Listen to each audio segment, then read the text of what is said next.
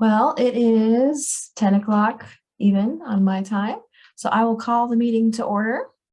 So the first thing we have is the approval of today's agenda. Has everyone had a chance to look at that? It's right there. And Jess, did you get that link and everything okay? That I sent to you, the template? Did I send that to you or did I send that I didn't get, when you emailed me? I don't think you did send me the template. Maybe the share request might have went to spam. Let me do that right now. Okay. That would be super helpful, I'm sure.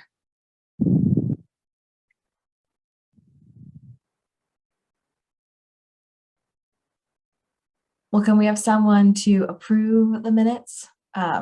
Make a motion to approve the minutes.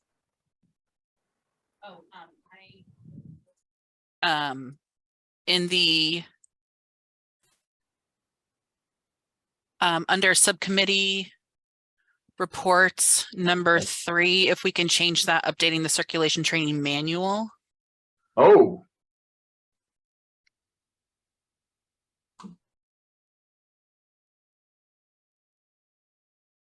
Totally get it, as we were talking about the module and the manual. Also, Jess, I've lost my mind. It's Ashley that's taking the minutes today. Ashley, I literally emailed you. I don't know what I'm talking about in this world. So ignore everything that I just said about that. And thank you. My apologies. Okay, let me go into the minutes real quickly. Can you say that one more time, Britta? Yeah, under 5 for subcommittee reports number 3, change it to the circulation training manual. Right there. Oh. Actually, I could have. Well.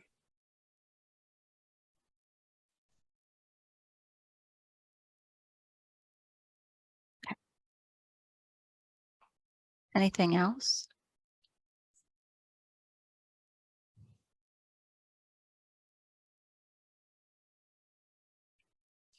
Well, actually, we're approving today's agenda, I think, first. Oh, yes, rather than the minutes. So do we have a motion to, does anyone want to motion to? I'll move. Okay. And do we have a second? I will second. All right. Thank you. And that was Jess. Nick and Jess, Ashley for the motion and the second. All right. And all in favor, say aye. Aye. Aye. Any opposed? All right. Motion passes. All right. And then we have the approval of the minutes from last meeting, which those are the ones. Are there any other changes that need to be made to those?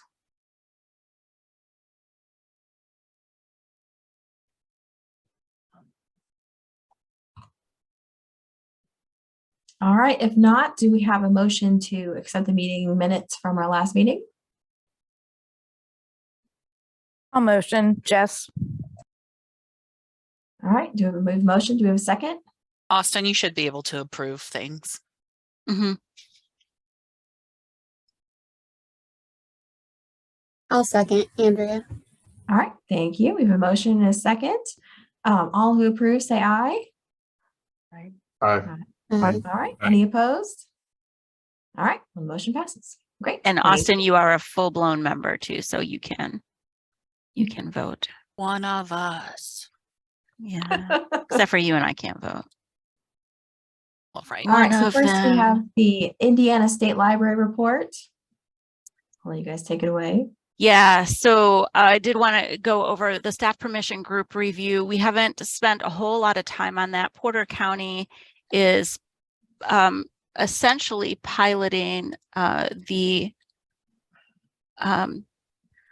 I'll just get the full name of that module real quickly.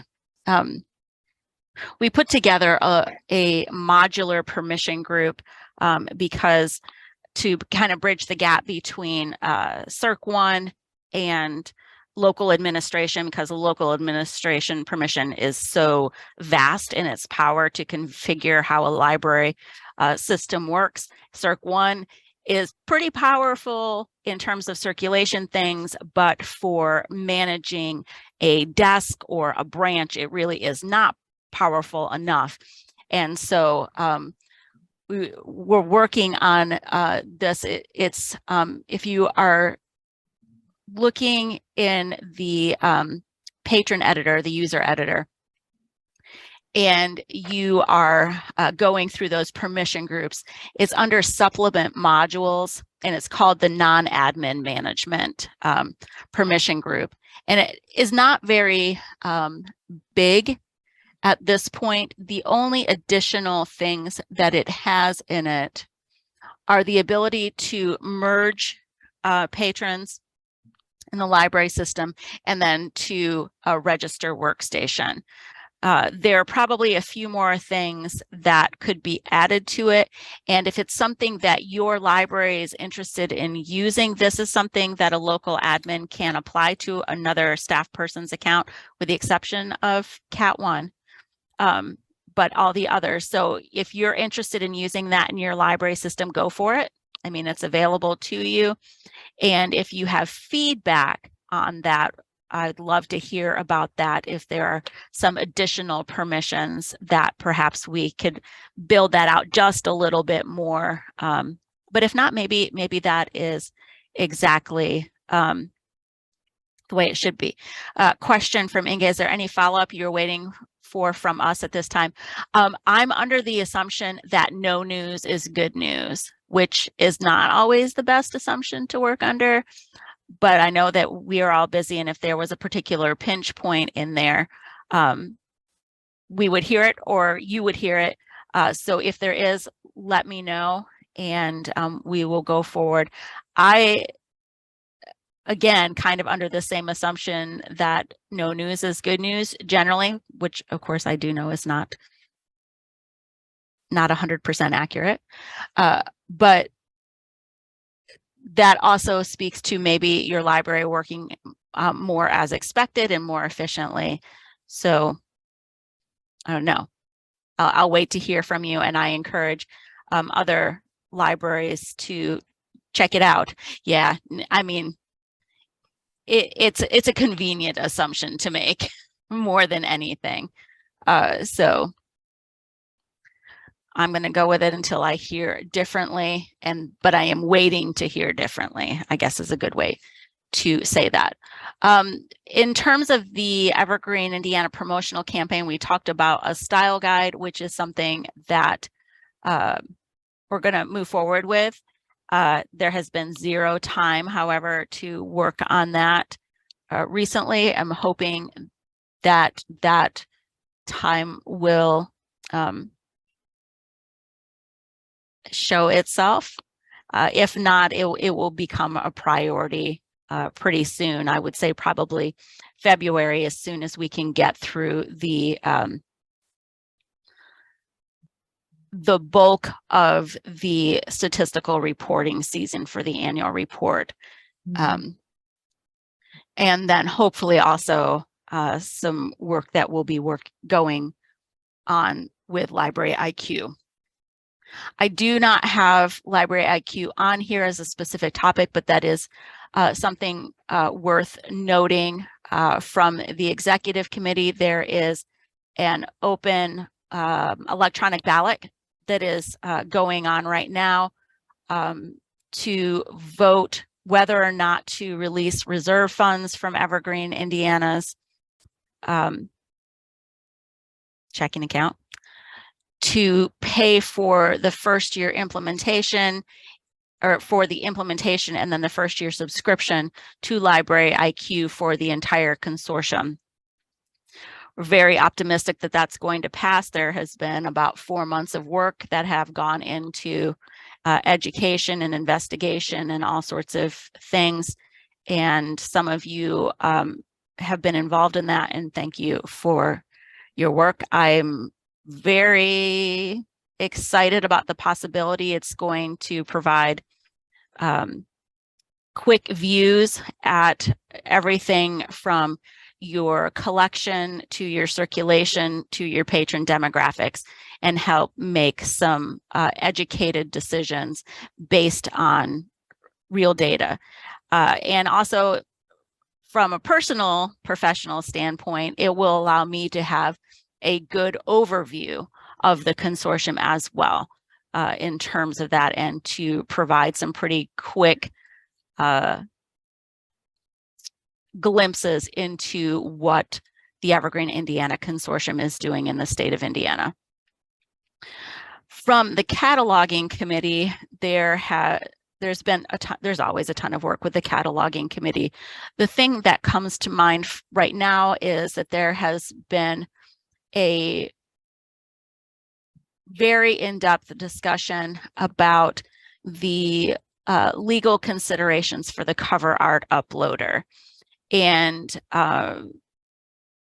the reality that there can be when someone is going outside of those licensed cover art providers that we use in your library may use to get images to make those catalog records more visually appealing in the catalog, that they may be violating the copyright of a creator out there. And so we did have Sylvia Watson, and I believe she had 1 or 2 externs look at this. Sylvia is general counsel for the Indiana State Library, and she did a review of the laws and cases surrounding fair use and copyright and library OPACs, and came back with an opinion, which is essentially that although many of the things we are talking about do fall under fair use is actually a defense rather than anything else. So somebody would actually have to make a claim against the consortium, and it would be against the consortium, not against an individual library. And then the consortium would have to defend that by going to court and then use fair use as a defense. So no matter what, even if we get a judgment in our favor, there still is money that has to be spent. And so as part of that, working on ways to still enhance the catalog to allow catalogers to know what they can upload, because there are things that can be uploaded. You probably saw a statement go out from Monica Riley, who is the chair of the cataloging committee, saying essentially, stop and be mindful. And then we are working on what will most likely be a template that allows catalogers to put like the title and author into this template that can be then saved as an image, will be that graphic representation of the item. It's not going to be as cool looking as the thing that's produced by a professional graphic designer, of course, but it's also not going to be a blank spot in the catalog, and that can be used and will not violate the copyright. So that's something that this conversation continues with the cataloging committee, and there will be more communication with the consortium and updates to documentation on what those procedures look like. And that's So- very few things, right? Most things. Yes, most things. Well, the need to actually upload cover art, well, it looks like it's a lot, is actually very small. Most things have that provided. And a lot of the things that are being added are things like from the Library of Things, where a library may already be creating kind of this cover art, that they have their own template, or taking pictures of this, I'm going to say pile of shovels. I know nobody has taken a picture of a pile of shovels, but you could. And so that would be something that is locally created. Nobody obviously owns the copyright to the picture of that pile of shovels, except for that library, who is then essentially ceding that copyright to Evergreen, Indiana. But another example might be, and I did this one, so I'm going to call myself out on this. There is a Harry Potter puzzle in the catalog, and it originally did not have cover art because that's not really something that our cover art suppliers would have puzzles in there.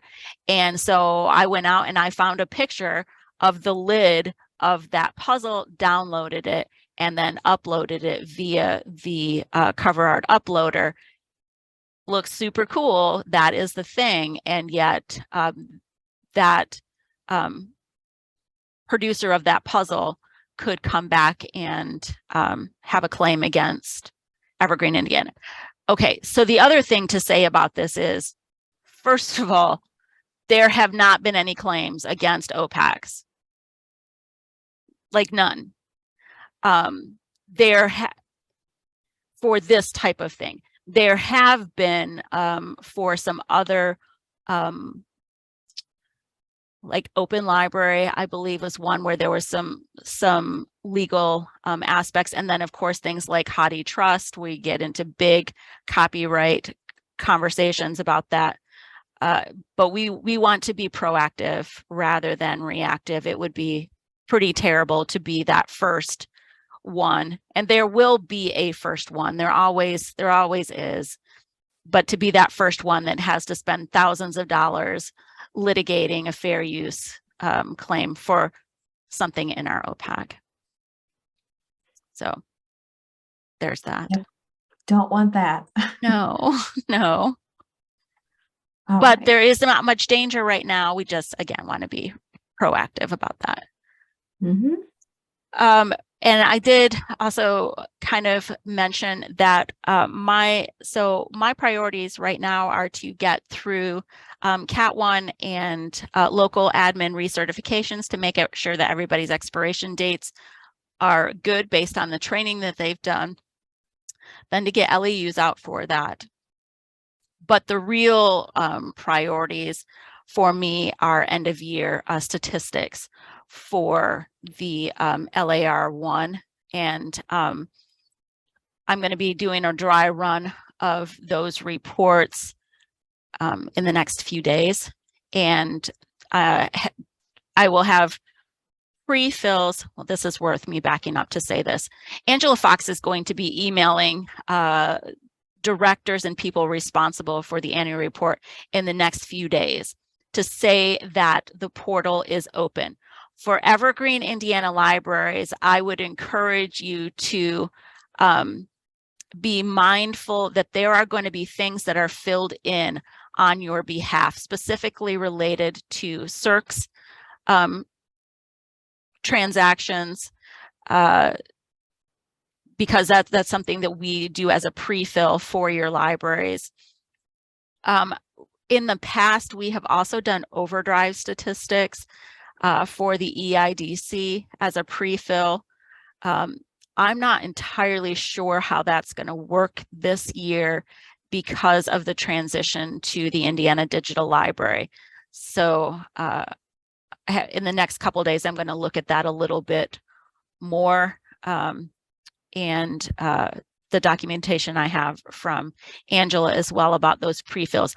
But then in addition to the pre-fills, each library will receive a packet of statistics that have been run by us for you to put into the annual report. One thing I want to say about this is that some of your libraries, you have been compiling these statistics on a monthly basis and you're using that. The information that we provide to you is just meant to be a help for you. If it doesn't help, do not use it. If you already have those statistics there and you like those better, because sometimes we are pulling from different sources, we're thinking about it a little bit differently. You pick the numbers that tell your story in the most accurate way in your mind and in your institutional mind. I know that sounds like there should be like one amazing, miraculous, perfectly accurate set of data out there. And maybe we will get closer to that with Library IQ, but it has not ever been that case in libraries. It is not like something broke recently. It has been subjective in a world of supposedly objective data since time immemorial. So all that to say, you will get some information from us. You decide how you want to use it, but the pre-fills will be in there. You don't have to do anything about those. And that's what I have for the state library report. I don't know, Britta, do you have anything else that you wanted to add? Not with what has already been discussed. Okay. You're going to And add something to then- training. Yes, Okay. and then we have the training report. We have had a couple live webinars. We had basic circulation and holds and transits in October. 13 total attended those sessions. We also had live webinars for Lowell Public Library, who migrated into Evergreen. So they also took a separate basic circulation and holds and transits, of course, as well as cataloging and all of the others. I'm scheduling another round of basic circulation and holds and transits for late January, if not early February. So that since I have not started on the asynchronous course, I wanted to put in another live round in there. And I am hoping to begin the basic circulation Moodle course in February. My plan is to start it after I finish the advanced cataloging. So that's for training wise, that's basically it. Documentation, the circulation training manual, it has been completely updated to match 3.9. I was going through it this morning and I'm working on some formatting, but other than that, it's ready to be put up on the website. And I'm going to pop back real quick if there aren't any questions for Britta, because she reminded me. We had a very successful launch with Lowell. And again, I'm going to say as many times as I can shout out to Porter County and to Newton County for being on site, as well as we had 2 regional coordinators there. They were super excited to join Evergreen, Indiana, and they were a lot of fun to work with. And we continue to, of course, have conversations with them, but they're off and running. And so we're just super pleased with that. And also, it is worth shouting out to Jeremy Murray, our system administrator, as well as Equinox. I know that with every upgrade, there are cleanup things that are super annoying for people in the frontline staff, but this was a very successful upgrade to 3.9.1. And I'm enthusiastic about our next upgrades because of some changes that were made to the process for that. It is worth noting that this was, Jeremy does not have years and years of experience with Evergreen. So he's been ramping up since about February and was able to upgrade multiple server environments to do it on schedule, to implement fixes at the same time that we were also doing a bit of a dance with migrating in Lowell information. So we literally finished the upgrade on Sunday with some things to fix, but started loading data on Monday for Lowell.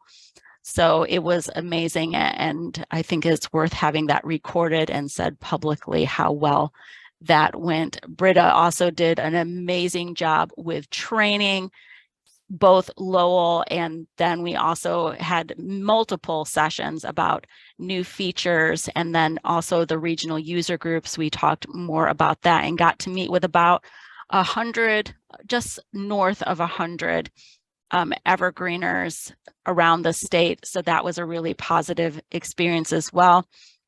So the past few months have been very, very busy, but with a lot of successes. So thank you to everybody that played a part in those, or just cheered us on. That was actually, if you cheered us on, please don't underestimate how helpful that was, because we get lots of the negative feedback, and we really want things to be good for you and we want your libraries to be successful. And so we feel the weight of it when it doesn't work right. So if you are providing encouragement, you're helping to lift that weight a little bit. So thank you. Also, a shout out to Anita, who is our biggest cheerleader in the entire world forever. Yay, go Anita. Go Anita.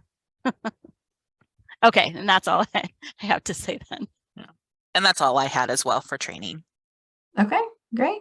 So is that new circulation manual going to be uploaded pretty soon?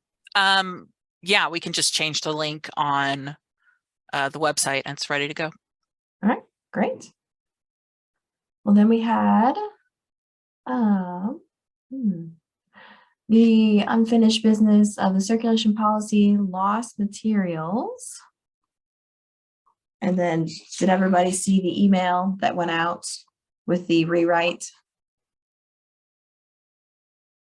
So does everyone think it looks good, or do we need to change anything on that rewrite? I thought that it looked good, but I'm going to get it up here real quick. And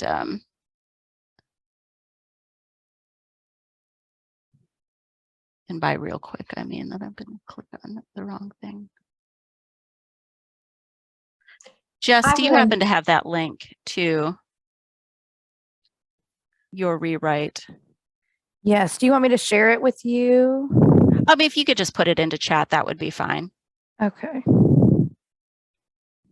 I definitely appreciated the mention of fine-free libraries, because I know that's a very confusing part for patrons. Sometimes they're like, they say I'm going to be charged. I'm like, no, you're not. Right. So that's very nice. We need share access for that link, Jess. Okay. I think. Yeah, I have it. So I'm just going to share my screen here. Okay. Yep.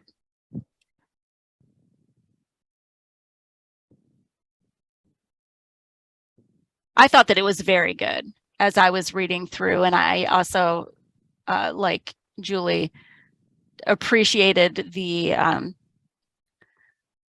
clarity of the explanation for the difference between those libraries that are assessing fines and those who are fine-free. And the processing fee as well, because like we don't charge any processing fee anymore, but it's now, it's up to $10. So, you may be less. Right. If you're lucky, then you're less. But Yeah, because we do 5. So that's what I was thinking too. Like we don't do.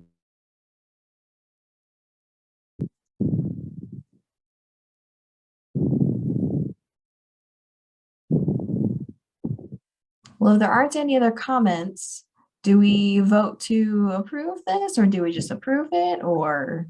So this is something that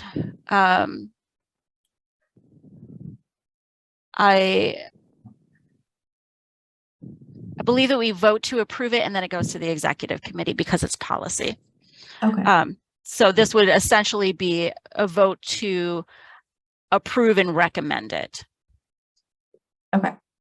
So do we have someone who is willing to nominate this to be approved and sent to the executive committee?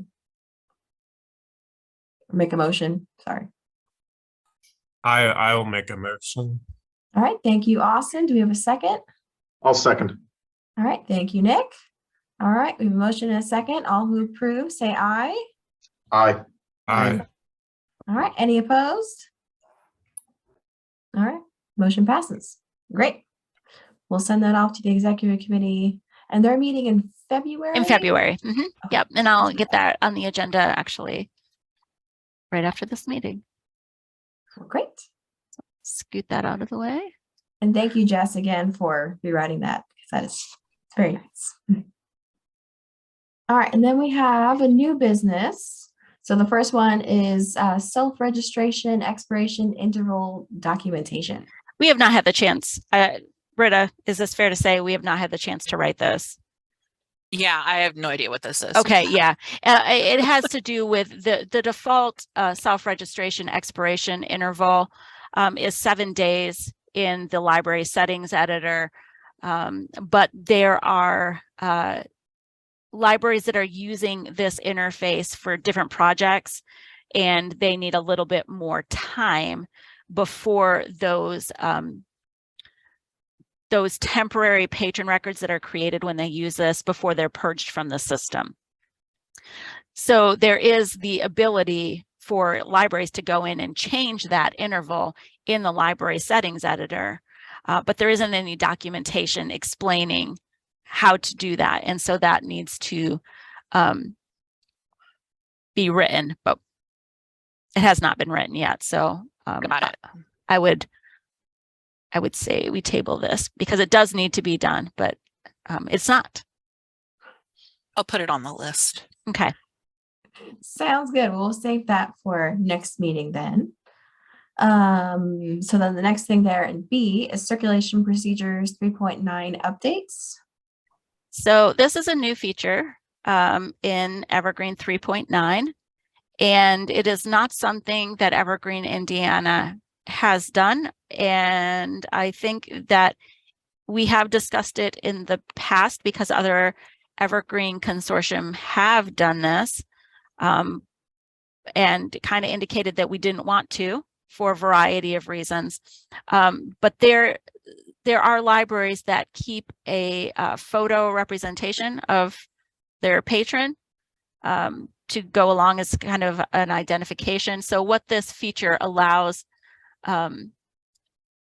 there to be is to have the link to wherever that photo is stored actually in the patron edit. It is still exposed. I'm going to pop in here real quick and show you what I'm talking about.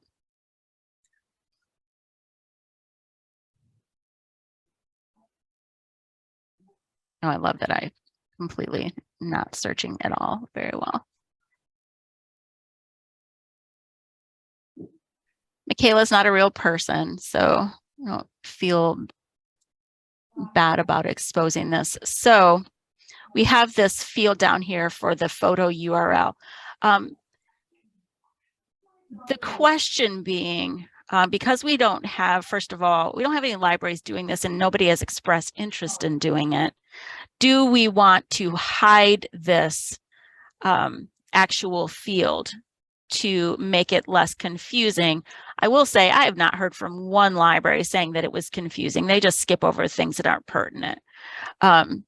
So there's that. The other part is this something that we want to discuss, or do we, or not?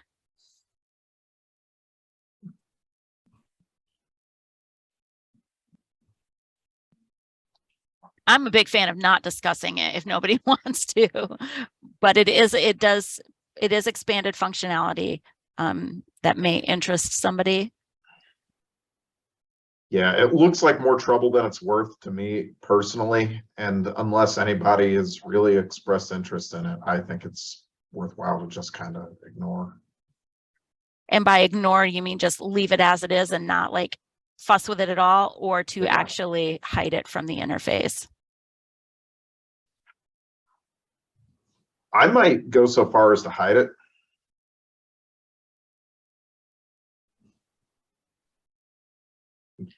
Still formulating my thoughts. Sorry. That's fine. Okay. And this, there doesn't need to be a decision on it either. Mm-hmm. I feel like I've heard like really small libraries say like, oh, it's helpful so I can know who the people are. But if they're really small, wouldn't they already know who the people are? I don't know. I don't know. I mean, that's kind of my take on it. It Yeah. depends. Yeah. We do what? You do know what the people look like. Yes. Yeah. Okay. Well, from what I'm not hearing, I think that this is maybe a non-issue then, and to just, okay. The next one is really just another reminder that this feature is here, the send password reset link in patron account management, and a reminder that it requires there to be a valid email address on file. So if you're going to use it, make sure to check that that there's an email actually there, because I don't know that it may actually warn you or fail if there isn't one, but it might not. And so there may be the assumption that something has been sent and it's just silently failed. So, and Britta has already updated the new circulation training manual on the website. Thank you. So that is that. I didn't know if anybody had any questions about that new feature in there, if you'd experienced anything kind of funky. It is worth also saying that that reset link is not always an immediate send. It gets queued up and goes out from our servers as soon as possible, but sometimes there are things in the queue before it. Is that also the case for if you send an email receipt to a patron? Very possibly. Yes. Okay. Yep. Because I've noticed sometimes it goes really quick and sometimes it like takes a Yep. little bit and then Yep. it succeeded. Yeah, there are multiple servers that they send from, but if all of them are kind of bogged down in transactional stuff, it can take up to half an hour in my experience. So very rarely does it take that long, but it definitely, I have seen it actually take that long before. It's also hard to know where the bottleneck is in internet anything. I mean, is it at the evergreen level? Is it in that ENA traffic going through their switches? Is it the ISP or that ISP? So it's amazing that it works at all, but it does, thank goodness. Okay. So unless there's any more discussion on that, we'll move on to hold limits on equipment circulation modifiers. This is really, I believe, a legacy topic that I wasn't sure if we were completely done with. We did align the auto renewals. Oh no, well, it is not the same as that. I'm going to bring up the circulation matrix real quick. I don't remember who wanted to have this on the agenda. So if it is you, please speak up.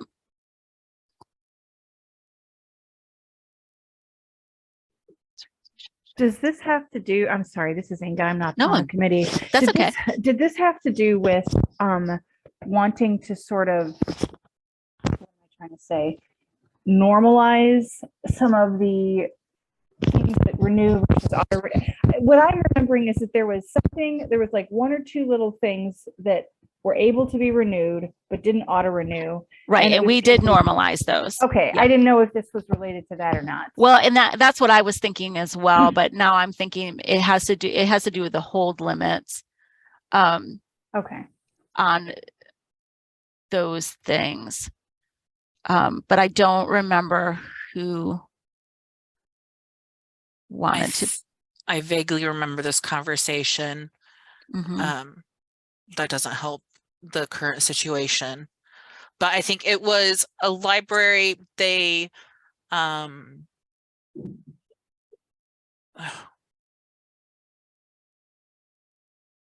get back to you. Oh, wait. I think that I do know. It has to do with placing holds on hotspots, and that they would have one checked out and they would have more on hold so that they were constantly in the queue this is for libraries that have holds that allow their hotspots to be holdable. And a way to limit that, in my mind, that is exactly what it is. I don't remember the library. In my mind, I don't know that that is something that we can prevent in the circulation policy. I think that that's something that has to be manually managed in their library if they're going to allow their hotspots to be holdable. Mm-hmm. Which is kind of a wah-wah answer, I know, but if anybody has some brilliant ideas on that, that'd be like great. patrons. I've seen patrons put like 30 DVDs on hold and then they try and check them out and then they can't.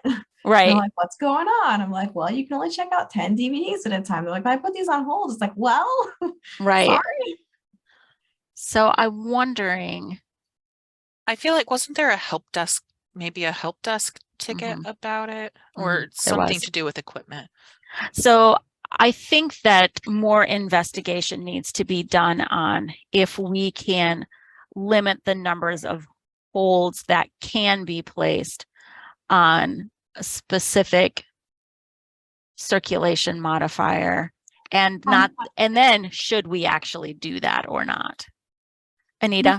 This is Anita Brown. I am not on the committee either, but I did submit a help desk ticket on the length of checkout period for the equipment limited, and that was fixed. Yes, Right. I remember. And that was fixed. That was just something, a setting that, I messed something up, Anita. No, yeah, it was Ruth's fault.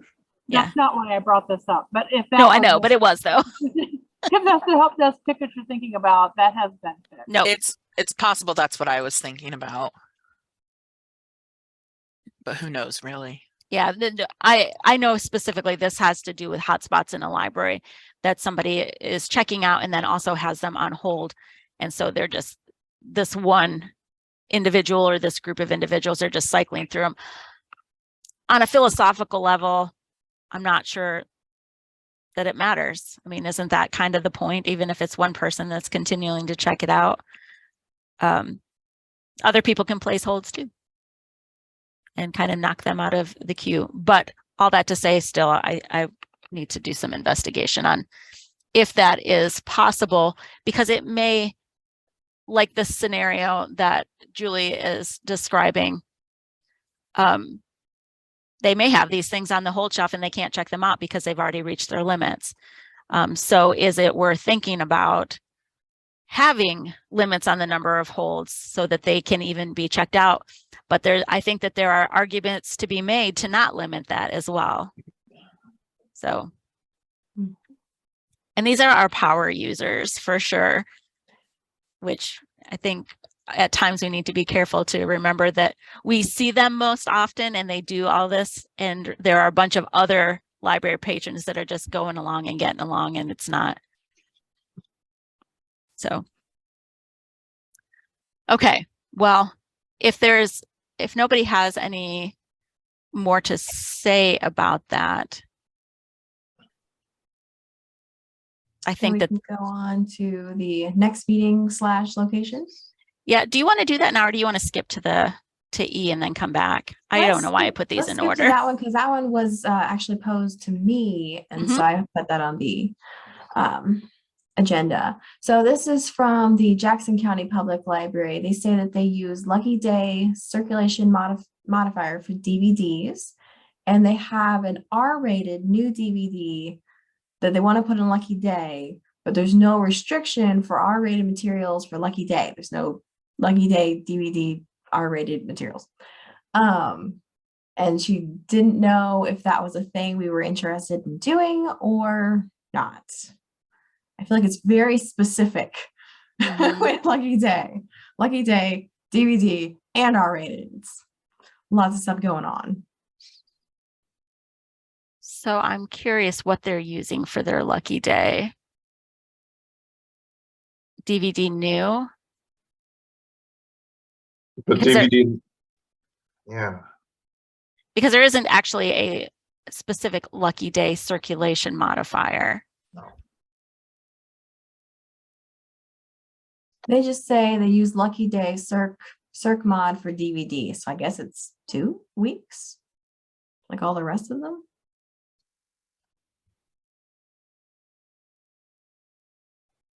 Mm-hmm. Yeah, Okay. it's a Yeah. DVD new, probably. I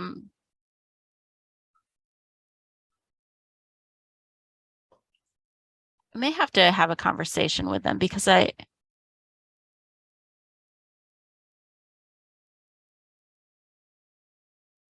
Yeah, there seems to be something missing here. yeah, because we don't actually know what they're using as that real circulation modifier. I might be able to. I'm looking it up right now. Okay. I would assume the bestseller one, probably with the default 7 days, probably. But that's, yeah. Let's see. It looks like Lucky Day DVD, they're using bestseller no hold. Okay. At least on the one item that I'm just now looking. Yeah. So they would essentially want a bestseller restricted. Yeah, I was gonna say, but we don't. Bestseller kind of makes the assumption that it is a book. Mhm. But if we did have bestseller DVD, no hold, that Because then that would add the checkout limits. mhm.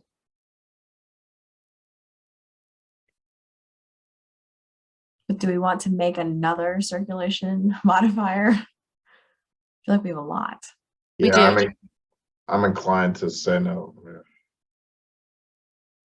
And it looks to me like,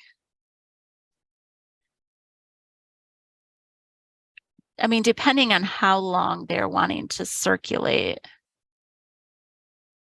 And did they make an indication about that? I don't Nope, think so. nothing specific. Just basically asking if there was a restricted modifier for those bestseller ones, which we don't restrict books. Mm-mm.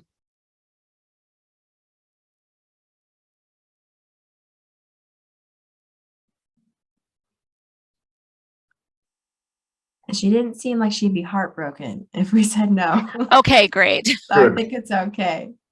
But She Okay, was just asking, and it's perfectly fine to ask. Yeah. absolutely. And if it had to do with Lucky Day DVDs and things, they could use the DVD new or DVD R-rated. Because I'm going to make an assumption again. I know that's very dangerous, but and say that they're not wanting to circulate DVDs for 3 weeks off of there. I mean, they might. I don't know, but I have not had anybody say, "Hey, I'd like my new DVDs that people walk in and, but I want them to have them for 3 weeks." And I'll suggest that to her. Okay. Because that looks like that would be filling the need that they have. Yeah, because it would still be. I say that.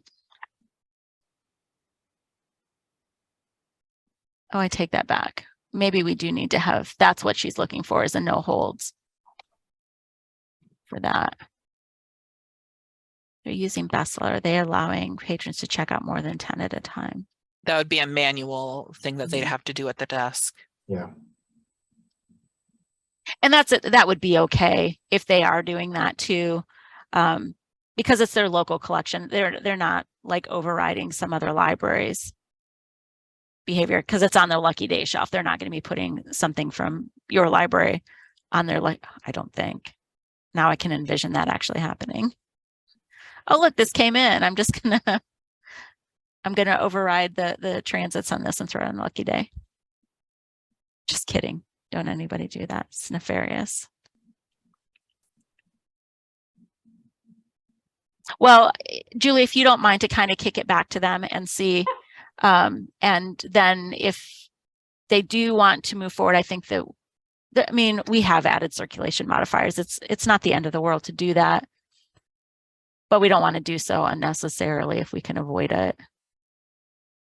Mhm. With that said, the larger, I mean, the more libraries we have, the more service models are changing. We're going to see this continue to expand. So, because it should, to provide the flexibility that you all need. And maybe eventually we'll be able to get rid of the video R-rated ones. Just saying. Not in the next 20 years. But I appreciate your optimism, though.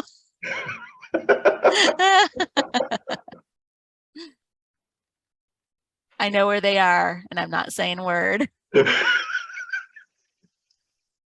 Okay, so if there's, Nothing else on that, then we'll Yeah. do the meeting location part. So do we want to meet more often? Do you want to keep meeting on Zoom? It's okay for us to meet on Zoom, right? absolutely, yeah, the only committee that really has an in-person requirement is the executive committee. There has been some conversation amongst committee members just because of the number of topics that we tend to see kind of come along and the ability to be responsive to needs to perhaps meet more often, maybe bi-monthly as opposed to quarterly. And I think especially if we can keep on meeting on Zoom, that's so much better for, it's easier for everyone. Because I mean, I live close to like Indianapolis, but I'd still have to travel there. Oh yeah. So- I mean, I love to see y'all in person, but it's a day's worth of a commitment rather than a few hours. So Mhm. Yeah, I think bi-monthly would be a good idea, with the caveat that Zoom is still the primary method. sure. So then if that were the case and we were to go 2 months from now, we would be looking at the 21st, the 21st of February.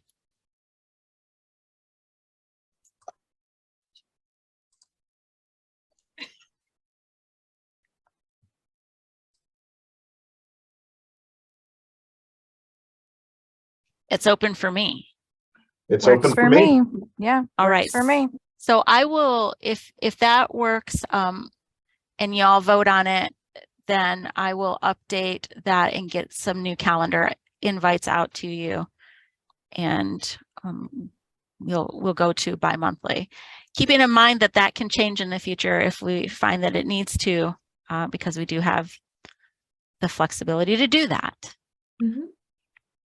Well, unless there's any other discussion, do we want to vote that someone to nominate that we have a vote that we meet bi-monthly, at least throughout the rest of this year, and then we'll see for next year? Make a motion. I'll make a motion, Jess. I make a motion that we move to bi-monthly starting in February. All right, sounds good. Do we have a second? I'll second. Cassie. Thank you, Cassie. A motion and a second. All in favor, say aye. Aye. Aye. Aye. All right, any opposed? Okay, great. Motion passes. Then we'll meet in February. Sounds wonderful. Cool. And then we do have time for public comment. I know we have some guests here today. Didn't know if they had anything that they wanted to share or questions to ask. Let's see. From Inga, we are going to undertake an internal documentation and knowledge management push in 2023. And so I just wanted to say how much I appreciate the committee's work in updating the training materials so promptly. It is a relief to be able to lean on the consortium for that. Thank you. And that Britta Dorsey, say her name, say it, because she is amazing at that. And I am very grateful Thank you, to Britta. all of that. Stop it. And it has been very, very helpful too, to know that she is very diligent at updating those things. It's also worth noting that if you find things that need to be updated in the documentation and you want to Yes, take the please let moment us to do know. that, yeah, you're welcome to send either suggestions or pieces of text or whatever it is. The training manuals can be updated pretty dang quickly. The procedures manuals, in most cases, procedures guides can also be updated pretty quickly unless it's a procedure change. And then it just, of course, needs to come to committee and make sure that it is applicable for the whole of the consortium. But you are welcome and encouraged to